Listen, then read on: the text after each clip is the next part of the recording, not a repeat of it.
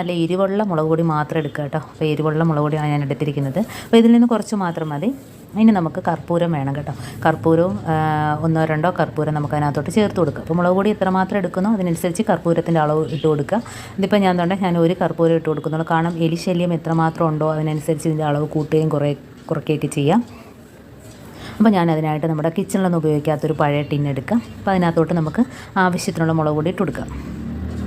അപ്പോൾ മുളക് പൊടി നല്ല എരിവുണ്ടായിരിക്കും കേട്ടോ. അപ്പോൾ ഇതിനകത്തോട്ട് ചേർക്കുന്ന സാധനത്തിൻ്റെ മണം അടിച്ചിട്ട് അതിനോട്ട് കഴിക്കാതിരിക്കാനും പറ്റില്ല.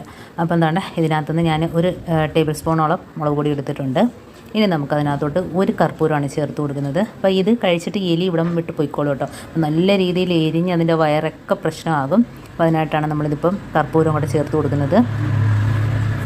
അപ്പോൾ ആ മുളക് പൊടിയിലോട്ട് നമുക്ക് ആ കർപ്പൂരം പൊടിച്ച് ചേർത്ത് കൊടുക്കാം. അപ്പോൾ നല്ലോണം തന്നെ പൊടിഞ്ഞ് കിട്ടും കേട്ടോ. കൈ വെച്ച് ഞെരടുമ്പം തന്നെ നല്ല രീതിയിൽ അതിനകത്തോട്ട് പൊടിഞ്ഞ് കിട്ടും.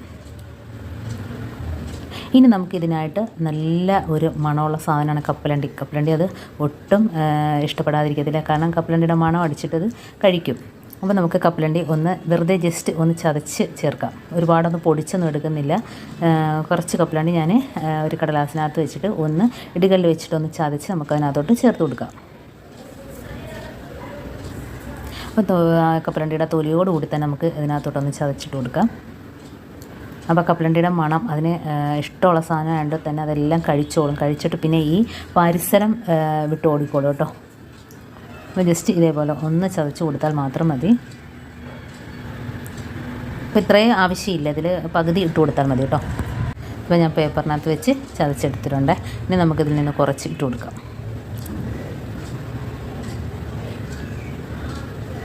ഇനി നല്ലോണം ഒന്ന് മിക്സ് ചെയ്ത് കൊടുക്കുക.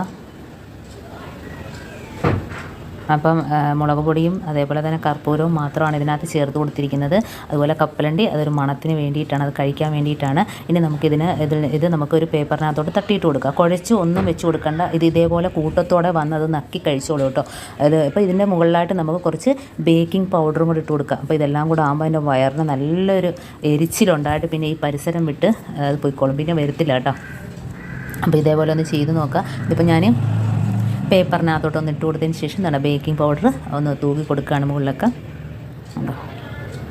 അപ്പം ഇതേപോലെ തന്നെ വെച്ച് കൊടുക്കുക. അപ്പോൾ എലിപ്പൊത്തുള്ള സ്ഥലത്തൊക്കെ വെച്ച് കൊടുക്കാം കേട്ടോ.